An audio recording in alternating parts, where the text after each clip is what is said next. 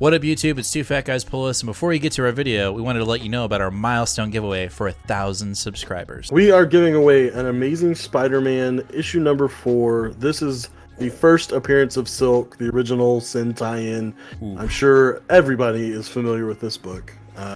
This is a CBCS 9.8. Oh, yeah. Yeah, so... Big boy.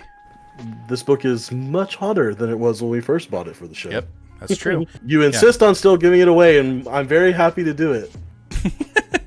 You can tell that he is not. But anyway, we are giving this away when we hit 1,000 subscribers. Kick-ass, key issue, first appearance of Silk, is someone's going to win this book. So go ahead, hit that subscribe button, and let's get to the video, shall we?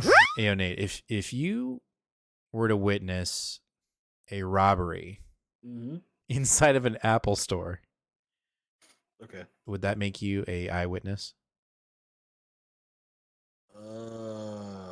That's not bad. It was good. No. It's a bad puns are bad. Listen, you know. Oh my God. You know that Apple would market anything and everything that happens in that store, you know? Yeah, they'll definitely call you an eyewitness. My name is Tim Cook, and the next big innovation at Apple is eyewitness. That's what they'll call their security system. Oh shit, that's right. The home security system is going to be called eyewitness. Damn, son. You better get that patent right now. Yeah, right, dude. They probably we make some money. Why are we doing this YouTube thing? Anyway, let's start the show. Bye. What up, YouTube? It's Two Fat Guys Pull Us, and we've got another exciting new comic book day video for you for the week of July 12th. Oh. Yeah. 12th. It's a little weird. It's kind of like an abnormal week. There's just like I don't know if it's going to be good or if it's going to be bad. I mean, I guess it's good because we have comics, right? Like, that's good. But comics good. No comics bad. Anyway, let's go ahead and start the show. We're going to kick it off with Amazing Spider-Man issue number 29 from Zeb Wells and Ed McGuinness. I have been in love with this current little arc that we're on here where it really doesn't take into account anything that's been going on previously in the run, which ironically... It's kind of weird, but I've been having fun with it. This whole Doc Ock with this new tentacle game, and I don't know. And Ed McGuinness on the artwork has really just brought a good breath of fresh air to the run, and I don't think that's really hard to do with John Romita Jr.'s artwork. But it's not. Anyone would be better. But you know, I'm digging it. Yeah, I have not been reading. Meh from Nate. All right, let's keep moving on. Next up, we have Fallen Friend, The Death of Ms.Marvel. If you didn't know, she did. She died in Spider-Man. Why? We don't really know. Like, it feels kind of unnecessary, and maybe it's because, you know, we're going to rebrand and she's going to come back to life. And right when the Marvels movie pops out, we've got a new Ms.Marvel comic book. Who knows?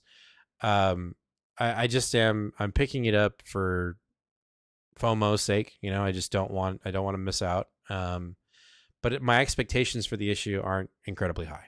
So we're picking it up so you don't have to. That'll be one of our shirts when we end up selling merchandise. We're picking it up so you don't have to.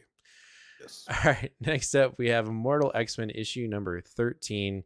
Looks like we have a Doug centric or Doug focused issue, which we really haven't gotten a lot of Doug lately.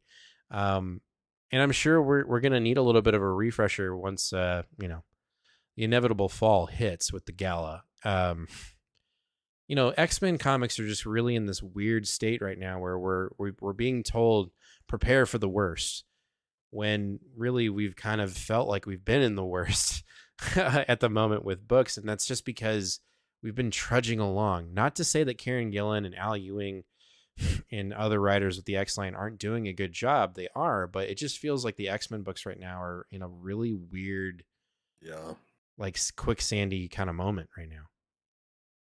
Yep, but if there's anyone that I think can, Kieran Gillen, so let's just hope.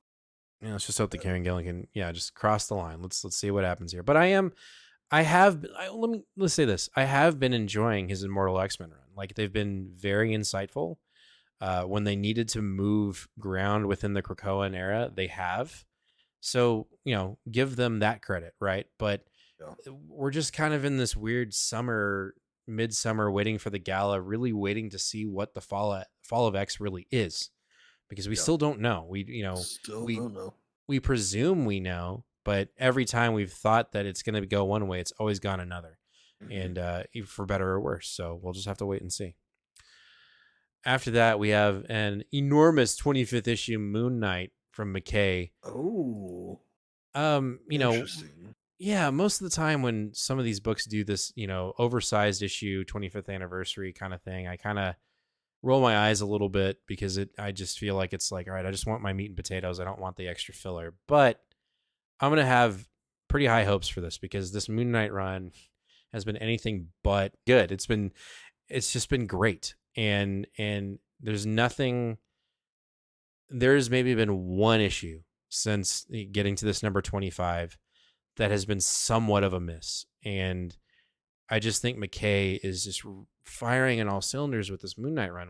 Whether it's the actual character of Moon Knight or the backup characters like Tigra, I believe it is, or Soldier, or anybody else, or even his freaking base, the mansion, the horror mansion, like Yeah. just gets weird, man, and it's really good. Yeah, and interesting. Sorry, I was reading the solicitation, and it says Moon Knight's past and present collide, leading into his first event series. Ooh. So it looks like we might have a Moon Knight centered event from Jed McKay here soon. Oh, that's right. No, yeah. There's a. I think there's like a little mini coming out where we're getting who the character that was introduced in the show. She's got the wings. I forget her name. Anyway, Yeah, I don't know, but I interesting. think it revolves around her as well. So yeah, no, I'm about it. Let's do it. Totally.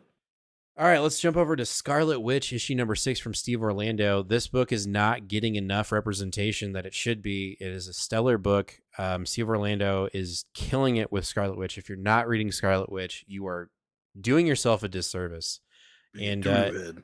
yeah, big old doo-doo head. And it looks like Scarlet Witch and her sons are making an appearance. And I would assume you are 100% absolutely stoked for this Yes. issue.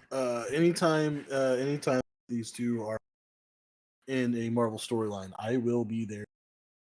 They are my favorite. So there's also a double excuse to pick up this issue because there is an absolutely fire Peach Momoko cover. For ya. That has Scarlet Witch and Wiccan on the front. This is a no-brainer pickup. I might even pick up 2 issues just because I love both the A cover and the Momoko cover. So. Hell yeah. I mean, that's the way to be, man. Always pick up extra issues when you can. All right, our last book of the night for Marvel is X-Force, issue number 42, The Ghost Calendar, Part 3, and we are jumping through multiverses to defeat Beast. Kid Omega is trying to wipe the multiverse clean of Beast and his corruptedness. And, looks like Beast has fused with Nimrod with this. Now, this little Ghost Calendar event has actually been a lot of fun. And it's kind of brought back X-Force into its original espionage-esque roots. And so it's been quite an experience. Also, we still have Daredevil on the team, which I cannot get enough of. So I have been on the X-Force train. But again, even with this excitement of this issue, I still have to wonder, what are we doing right now in the X-Men books? It just feels like we're kind of floating out in space and we just don't know what direction's up or down. So hopefully we can get a little bit of clarity moving into the gala. I hate having that criticism, but that's just how I feel, yo. It's just how I feel. Yo, I'm interrupting the video. I gotta talk about our 950 subscriber goal giveaway. We are so close to hitting 950 subscribers, and when we do, we're giving away something really kick-ass. When we hit 950 subscribers, we're giving away this CBCS graded 9.8 King in Black number 5 Ryan's segment spoiler variant. So when we hit 950 subscribers, we're giving this bad boy away. So if you're not already subscribed, make sure to hit that subscribe button, ring that bell, and give us a like. Let's get back to the video. All right, let's jump over to DC with Unstoppable Doom Patrol issue number 4. That's right, we're not picking, well, at least I don't have any of the Night Terror books on our pool. I am done. I am out. So we are only reading current books that are not being paused because of Night Terror. And what of a heck of one to have in Doom Patrol. It's been a fantastic series. It's a limited series, unfortunately, but I have been full bore on it. We're getting really crazy cool meta human stories with this uncanny group, and this is the mutants of DC right now.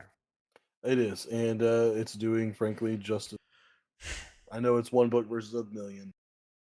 I've been having more fun with Doom Patrol in the past 3 issues than I have of any 3 issue run in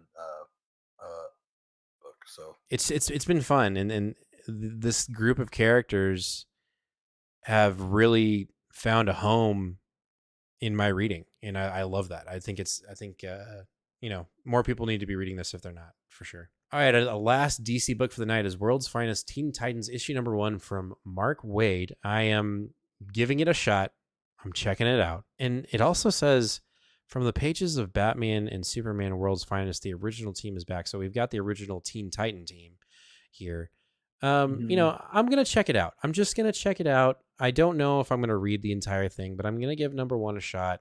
And it's more of my confidence in Mark Waid. I know, it would probably be a solid pickup and full-on pull if Dan Mora was on the artwork. Clearly, he's not. The dude's busy. But I'm gonna give it a shot. We'll see what happens. Not very high expectations for it, but there's not a lot of DC going around on my plate, so I got to get my fix somewhere, right? Yeah, I was so hesitant as soon as I saw the spinning out of the pages of the World's Finest subheading and stuff like that. I don't know, for some reason it turns me off. It makes me feel like we just do too much, but who knows? Maybe this will be a good intro to this older team that doesn't matter in the Teen Titan iteration, because we have the adult Titans. So maybe this will be a good throwback for people like us that don't really know the old Teen Titans. That's my expectation, to be absolutely honest. That's just my expectation, and let's see if it lives up to it. Yeah. All right, we're jumping over to our independence with one last issue, the last book of the night. And that is Fish Flies, issue number 1 from Jeff Lemire. Now, we're also reading another independent from Jeff Lemire, and that is Phantom Road, or Phantom Roads. I don't know if it's that or not. But, you heard about this book, and you were like, let's check it out. We don't really have a lot of new independents on the show right now. It feels like independents have kind of been in a state of flux as of late right now, where things are kind of hard to come by when it comes to new independent number 1. So we thought we'd throw it on the show and give it a shot. Looks fucking weird. I'll say that. It does look weird, but I mean, that's just, he's his own little oddity. This is a double length, big extra sized issue. This is kind of going back to his roots of doing small town surrealist horror, which he's known for in many different books. So he's always kind of doing some kind of stuff that is, I would say, on the borderline of being called horror, but maybe sometimes that can make it even more scary. Is that it's a lot more realistic than a lot of other stuff. I don't know that this book is going to be on the realistic scale, fly-looking dude like this, but we'll see. We'll see. We're back in Canada, of course, where he does a lot of his stuff as well. So, all right, I'm looking forward to it, especially with Phantom Road.